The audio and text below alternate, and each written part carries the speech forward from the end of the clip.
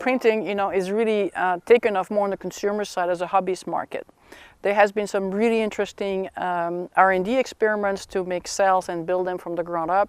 I don't think we're at the stage yet that we can really have an implant, as far as beating hearts or anything really that drastic. So I think we're at more the vessels level right now. But there's no doubt that that is going to continue to evolve into what I call more personalized medicine, where we're adjusting this product based on that specific patient. It's going to be, the economics of that still needs to be worked out. I think the area that's having a lot of the attention right now is using the Google 3D glasses and some of those other technologies there to not only enable the physician to be more effective in, let's say, a surgical suite, but more importantly, in this whole communication with the patients. So there's a company, for example, called Augmented, which is capturing that whole dialogue between the physicians and the patients in the way that the physicians can look at you instead of spending 20% of the time inputting information to a keyboard.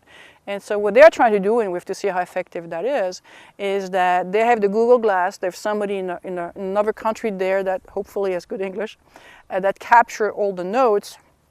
It goes into the EMR so that the physician can spend most of their time with the patient while somebody else is taking the clinical notes.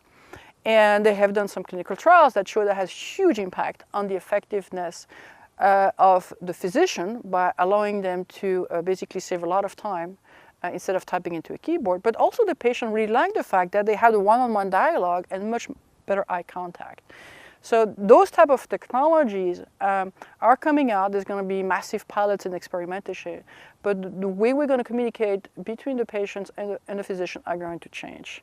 It's not, they come into your office, you talk to them for your 6 to 10 minutes, and then you hope they'll come back in good shape. And so right now it's going to be a dialogue that's 24/7, which now creates an issue about a physician cannot deal with these millions of information about the fact that you did your 20 miles yesterday or you did 1.2 miles.